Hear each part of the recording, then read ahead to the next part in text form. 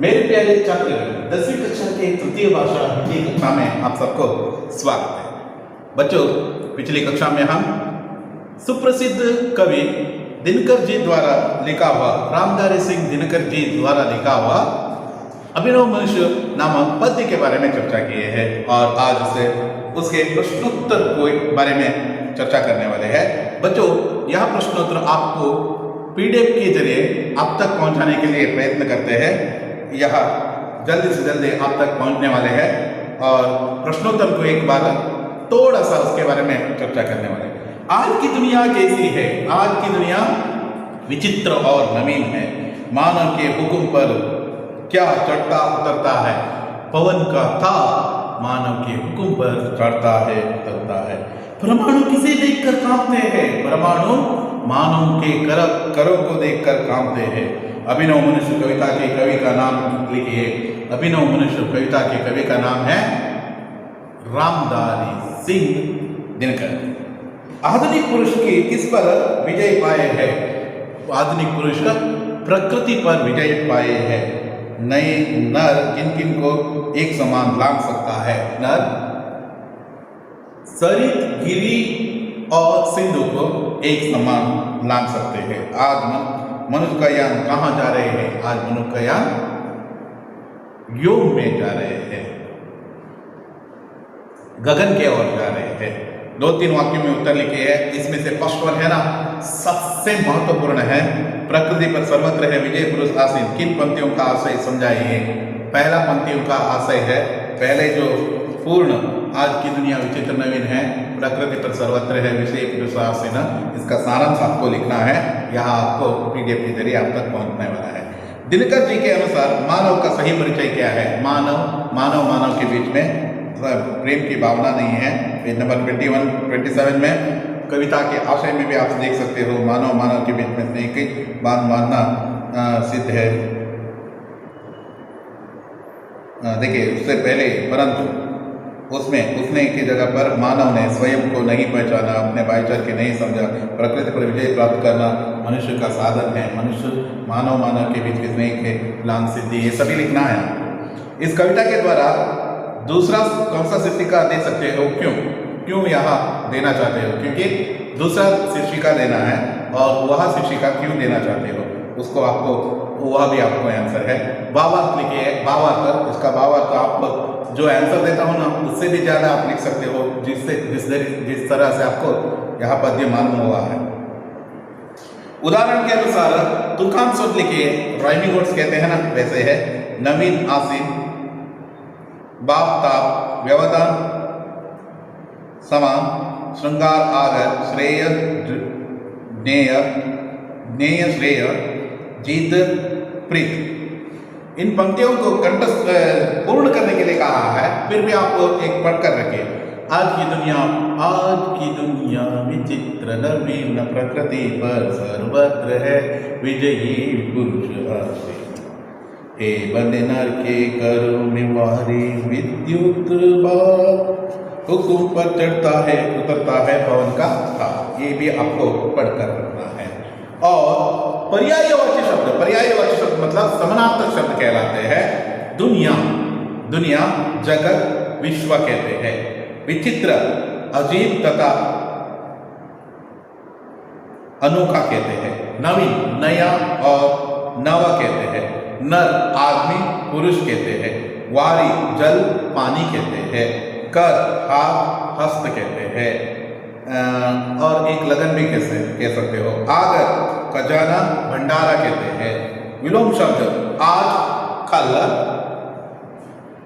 आधुनिक, प्राचीन, चढ़ता उतरता, समान असमान, ज्ञान अज्ञान, जीत हार, असीमता सीमता, तोड़ जोड़। एक शब्द लिखिए। इनके लिए एक शब्द लिखना है, उसका अर्थ क्या अर्थ निकलते हैं उसके अनुसार। जैसे उदाहरण के अनुसार, सभी जगहों में है, सर्वत्र है। आसन पर बैठा हुआ आसीन और राजा कहते हैं। बचा हुआ शेष, मनु की संतान मनुज। विशेष ज्ञान, विज्ञान और विशेष ज्ञान, विशेषज्ञ कहते हैं अधिक विद्या प्राप्त, विद्यावान, और पंडित कहते हैं, विद्वान कह सकते हैं, ये सभी अनुरूप शब्द लिखे हैं। इसमें से एक जरूर आते हैं, एक मार्क के लिए जरूर पूछ सकते हैं प्लीज। गिरी पहाड़, वारी जल, पवन वायु, सिंधु सागर, जमीन आसमान, आकाश पाताल, नर आदमी, पुरुष छाती। ये देखिए पहला शब्द में शब्दार्थ है, दूसरा शब्द में शब्दार्थ है, तीसरा शब्द विलोम शब्द है, और चौथा वन एक और बार शब्दार्थ है। अब और आज हम सुप्रसिद्ध साइंटिस्ट, सुप्रसिद्ध एजुकेशनिस्ट, सुप्रसिद्ध विज्ञानी, सुप्रसिद्ध अध्यापक, सुप्रसिद्ध हितचिंतक, सुप्रसिद्ध रोल मॉडल, सुप्रसिद्ध आदर्शनीय व्यक्ति, सुप्रसिद्ध ज्ञानी, सुप्रसिद्ध व्यक्तित्व रहने वाले व्यक्ति, सुप्रसिद्ध, सभी सुप्रसिद्ध इसको इसके नाम के आगे जोड़ सकते हैं।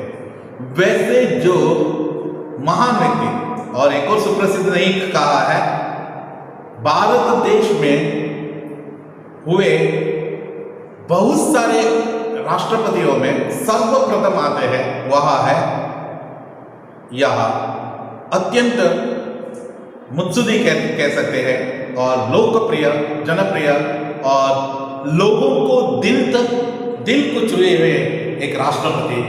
आप शायद इतना कहने पर शायद आपने पहचान लिया है, वह है none other than our loving and आपके प्रिय राघवेंद्र सर के रोल मॉडल और सबको प्रेरणा देने वाले एक महान हस्ती, महान व्यक्तित्व का व्यक्ति, एक छोटे कद का व्यक्ति है, बहुत अपने चेहरे पर सदा सदा के लिए मुस्कान लिए हुए है, भरे हुए है, सदा सदा के लिए हंसते ही रहने वाले, कोई भी जो कार्य अधूरा छोड़ने वाला नहीं है, ऐसा व्यक्ति के बारे में हम अध्ययन करने वाले हैं। वह और कोई नहीं है, हम सबके प्रिय, हम सबके आदरणीय, हम सभी के आभारी कह सकते हैं, हम उस पर आभारी हैं। वैसे महान व्यक्ति, महान साइंटिस्ट, मैंने कहा है सब कुछ नाम दिया है, ये सभी कहने वाले doctor APJ Abdul Kalam, doctor APJ Abdul Kalam जी के बारे में चर्चा करने वाले हैं। डॉक्टर APJ अब्दुल कलाम जी के बारे में चर्चा करने वाले हैं।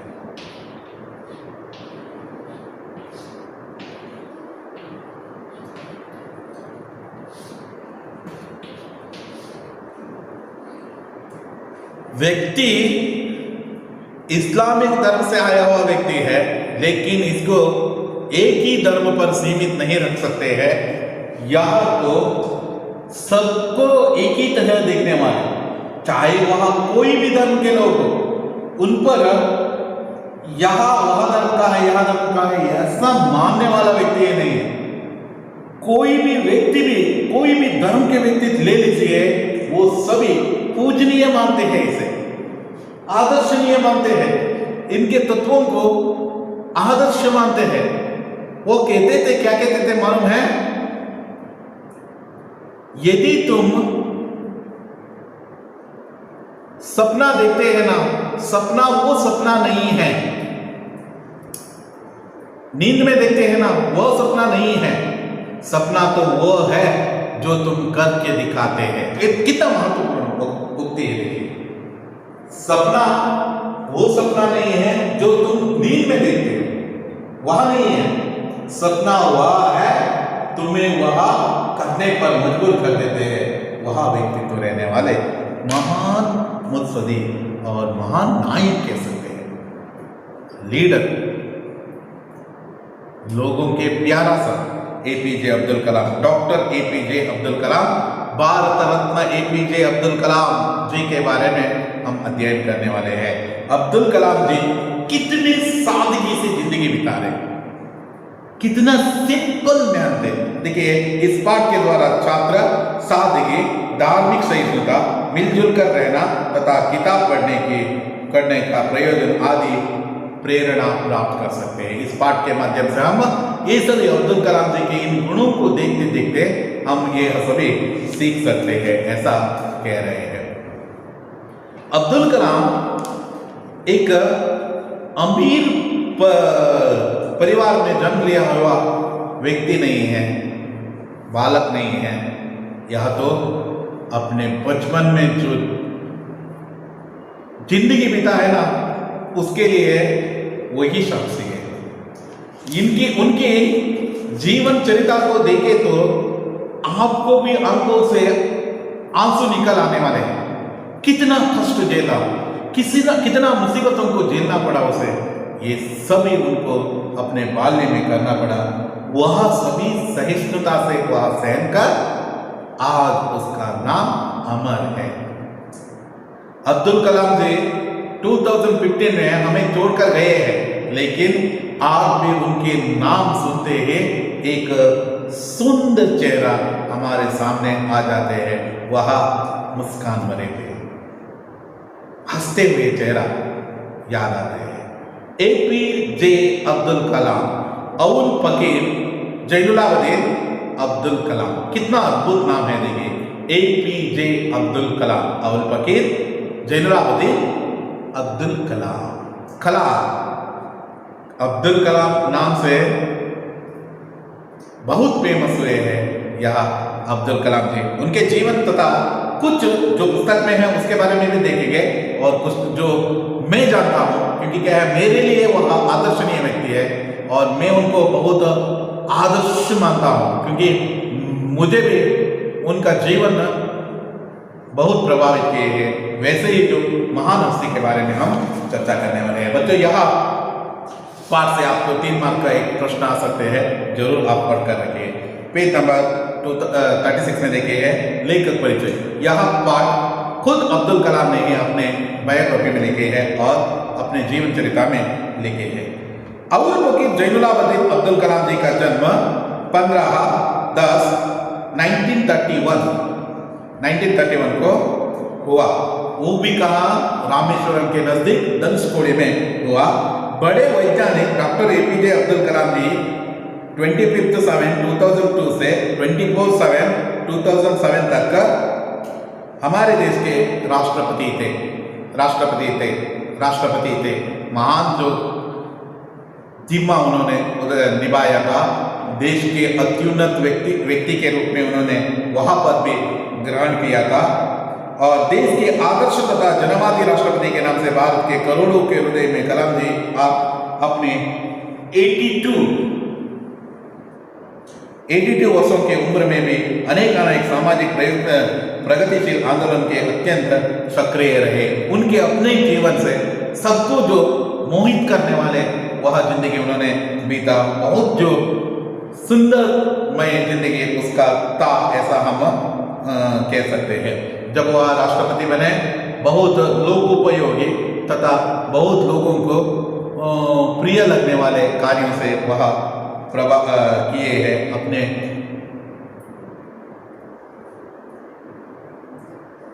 अपने 82 वर्ष के उम्र में भी उन्होंने अनेक सामाजिक कार्य भी किए हैं। बच्चों तथा युवकों को चैतन्यशील तथा बहुमुखी व्यक्तित्व का निर्माणार्थ अनेक नए अभियान का मंत्र था कि मैं क्या करूं। आखिर what can I do for nation, what can I do for समाज। वैसे जो एक सुंदर मैसेज जो उन्होंने दिया था, यह what can I give for nation, और मैं क्या दे सकता हूं देश के लिए, समाज के लिए, सभी के लिए। यह सब जो बहुत लोकप्रिय था, इसके लिए एक हैशटैग बनाया था www.whatcanIgive। वैसे .in में आप चेक कर सकते हैं, बहुत जो इंफॉर्मेशन आपको मिलते हैं। स्व परिवर्तन के और उन्मुख अभियान उद्घोष का ईमानदारी से नाम से होमपाल अभियान द्वारा बचपन से इन सवालों का बोल चाहते थे कि मैं देश के लिए क्या कर सकता हूँ और समाज के परिसर के लिए क्या कर सकता हूँ, आखिर मैं इस परिवार के परिसर के लिए क्या कर सकता हूँ, ऐसा वह सोचने लगे। अब्दुल कलाम राष्ट्रपति थे। उस वक्त अपनी सिंप्लिसिटी से ही, सादगी से ही वह प्रसिद्ध हुए थे। एक बार राष्ट्रपति भवन उनके पूर्ण परिवार को लेके गए। पूर्ण परिवार दिल्ली में रहने वाले राष्ट्रपति भवन लेके गए और वहां 8 दिनों तक उनको रहने के लिए दिया और खूब तरीके से वह आदर आतिथ्य सभी हुआ। अब्दुल कलाम जी उस वक्त राष्ट्रपति थे। वे चाहे तो उनका भव्य स्वागत और इन सभी में कोई भी भूल नहीं किए, अत्युन्नत तरीके से उन्होंने उनका स्वागत किया, पूरी भोजन दिया और सुपर तरीके से मतलब उनकी देखभाल भी की। वह गए हुए सभी मेंबर्स अत्यंत प्रसन्नचित्त हुए। जैसे ही यहाँ सभी लोग अपने गांव गए, उस वक्त अब्दुल कलाम जी कितना सिंपल सादगी जिंदगी उनका था और एक रोल मॉडल का जिंदगी उनका था, ऐसा हम पहचान सकते हैं। जैसे ही वे लोग अपने गांव गए, तुरंत इन्होंने क्या किया, अपने अकाउंट से 3.5 लाख रुपए के एक चेक उन्होंने ड्रॉ कर दिया अपने सैलरी और अपने कमाए हुए उस अकाउंट से, अपने अकाउंट से उन्होंने खुद अकाउंट से यहाँ दिया, क्योंकि वह सभी रूम रेंट से लेकर भोजन इन सभी का भी उन्होंने पे किया था। एक राष्ट्रपति देखिए, आजकल के पॉलिटिकल लीडर्स क्या करते हैं, जहां मौका मिलते हैं वहां क्या करते हैं आपको मालूम है। वैसे सिचुएशन में अब्दुल कलाम जी देखिए कितना प्रामाणिक व्यक्ति थे, ईमानदार व्यक्ति थे, आप सबको शायद प्रभावित करने वाले हैं। जब उनके घर के एक मेंबर मक्का गए, मक्का के वहां के जो राजदूत था अब्दुल कलाम जी को फोन कर बोले, आपके इनका अच्छी से अच्छी तरीके से खातिरदारी किया जाएगा, क्योंकि क्या है, हमारे लिए एक खुश नसीब है, हम सब तो खुश नसीब है। वैसे आपके घर के एक 2 सदस्य मक्का आए हैं। उस वक्त उन्होंने क्या कहा मालूम है, कितना सिंपल है। देखिए, वह कहा कि मेरे उस जो गया था ना, उसको ऐसे जो राज्य आतिथ्य नहीं देना है, क्योंकि क्या है, वह शरणार्थी बनकर मक्का की यात्रा के लिए गए हैं। उनकी मक्का की यात्रा उन्हीं की ढंग से पूर्ण करने दो, यह वैभव की जिंदगी उन्हें नहीं चाहिए। ऐसा कहकर वह जो जितना सादगी का जिंदगी पसंद करते थे, वह इनके द्वारा प्रदर्शित किया। यह उनके राष्ट्रपति होने के समय पर था। राष्ट्रपति होने से पहले साइंटिस्ट के रूप में कार्य किया था। साइंटिस्ट के रूप में उन्होंने क्या क्या करके दिखाया, उन सभी विचारों के बारे में हम पाठ के अंत में देखेंगे। अब हम वे डॉक्टर APJ अब्दुल कलाम जी के जन्म तथा उनके परिवार के बारे में चर्चा करेंगे।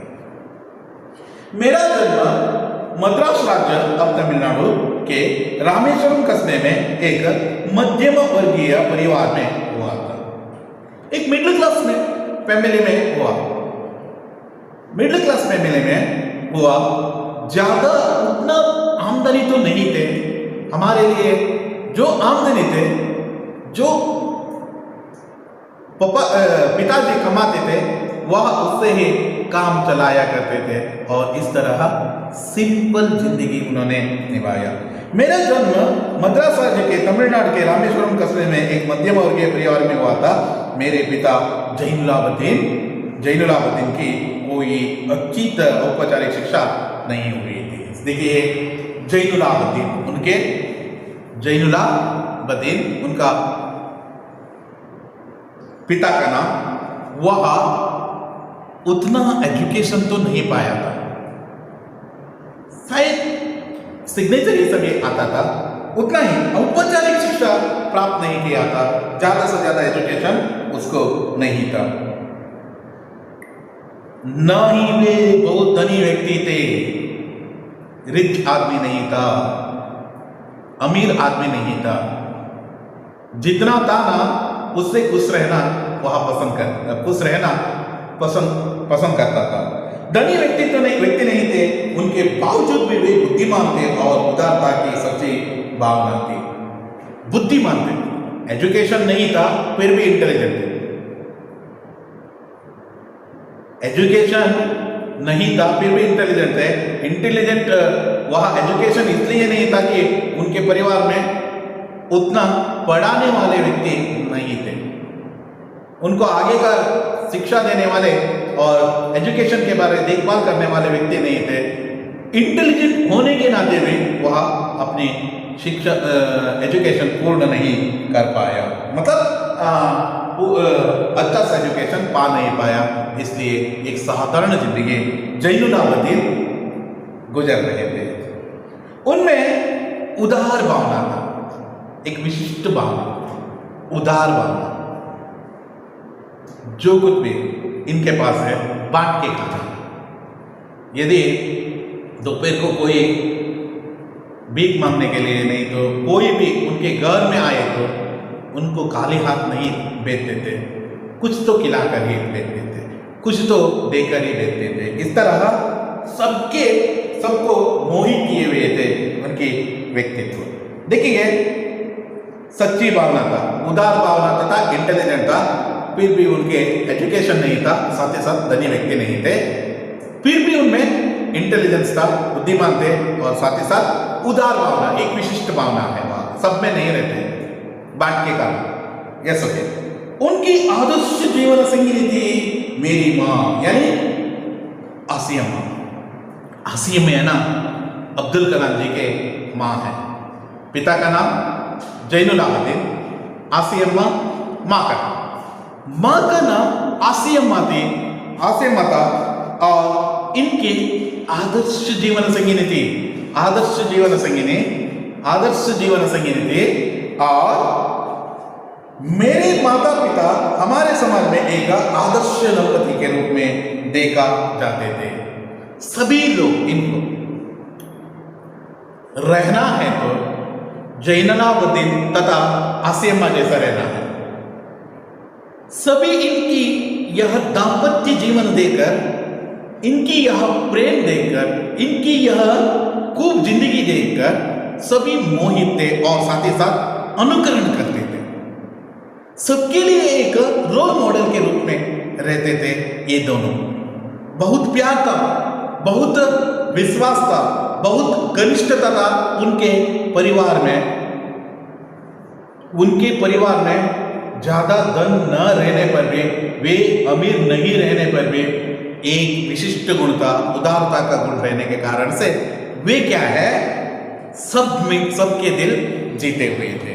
और बच्चों, यहाँ याद रहना है आपको, आदर्श दंपति के रूप में वे रहने लगे और रूप में देखा जा करते थे। बहुत सारे लोग उनको वाह कितना खूब जो कहना जिंदगी बिता रहे हैं, जितने उनके पास है ना उसमें से ये संतुष्ट रहना यदि सीखना है तो आसिया माँ तथा जैनुलाब्दीन को देखकर सीखना है। यह अब्दुल कलाम जी के लिए एक गर्व का बात था, क्योंकि फैमिली के एक मेंबर एक उच्च स्थान पर रहने पर अपने आप को जो कहना थोड़ा गौरव का महसूस करते हैं। ओके, और यह गौरव हम इनके यहां देख सकते हैं। अब्दुल कलाम जी के जीवन एक इन्हीं आदर्शों से भरे हुए थे। यहाँ उनके जीवन में भी आगे चलकर एक विशिष्ट व्यक्तित्व निर्माण करने में सफल हुए। मैं कई बच्चों में से एक था, लंबे चौड़े और सुंदर माता पिता का, चोटी कद काटी के साधारण सा दिखने वाला बच्चा। घर में तो बहुत सारे बच्चे थे और उनमें से एकता में उनके बहुत बच्चों में यानी 5-6 बच्चों में एक मैं ही था। मैं देखिए पिताजी और माताजी लंबे और चौड़े थे और सुंदर थे दिखने में। अब्दुल कलाम जी कहते हैं, देखिए अब्दुल कलाम जी कहते हैं वे तो सुंदर थे, उनके मैं संतान था वो भी क्या है छोटे करके, बहुत छोटे दिखने वाले, छोटे करके साधारण से दिखने वाला व्यक्ति, साधारण से दिखने वाले बालक था और बच्चा था। हम लोग अपने पुश्तैनी घर में रहते थे।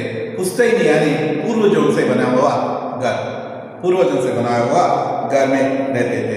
रामेश्वरम के मस्जिद वाले घरे में बना यह घर चून पत्थर और ईंट से बना पक्का और बड़ा था। चून तथा पत्थरों से बना है। आजकल तो सीमेंट तथा इन सभी से बनाते हैं, लेकिन यह तो चूने तथा सुन्ना मत्तू पत्थर का ईंट से बना हुआ पक्का घर था। कच्चा घर नहीं था, पक्का घर था और बड़ा घर था। एक साधारण मतलब साधारण कहने वाले एक छोटा मतलब छोटा नहीं है, बड़ा मतलब बहुत बड़ा नहीं है, एक सामान्य तरीके का घर था, बड़ा घर था। और मेरे पिता आडंबरहीन व्यक्ति थे। वह अमीर तो नहीं थे, इसलिए आडंबरहीन व्यक्ति थे। आडंबर वैभव की जिंदगी जीना, यूं ही बर्बाद करना, यूं ही अपना पैसा खर्चा करना, इन सब में वह पसंद नहीं करते थे। वह तो क्या करता था, देखिए अत्यंत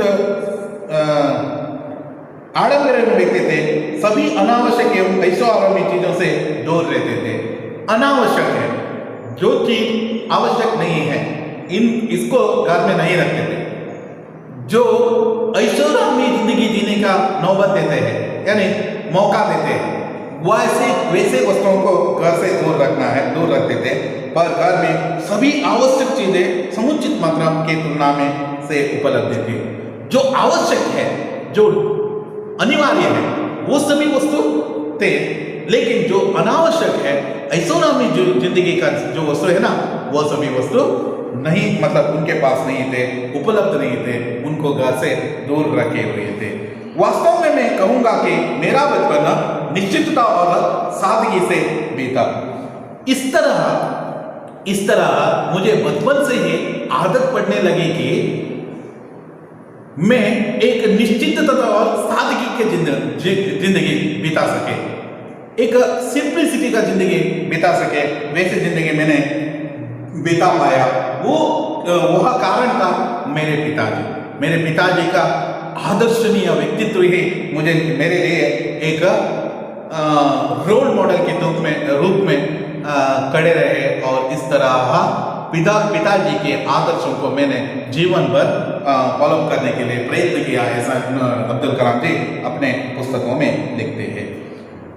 वो सादगी में बीता भौतिक एवं भावनात्मक तरीके से, दोनों तरह से, वस्तुओं की तरह से तथा भावनाओं की तरह से भी,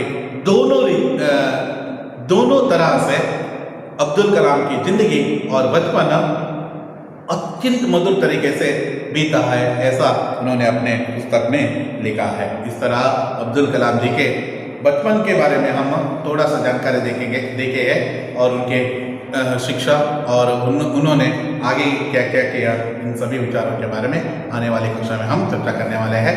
धन्यवाद।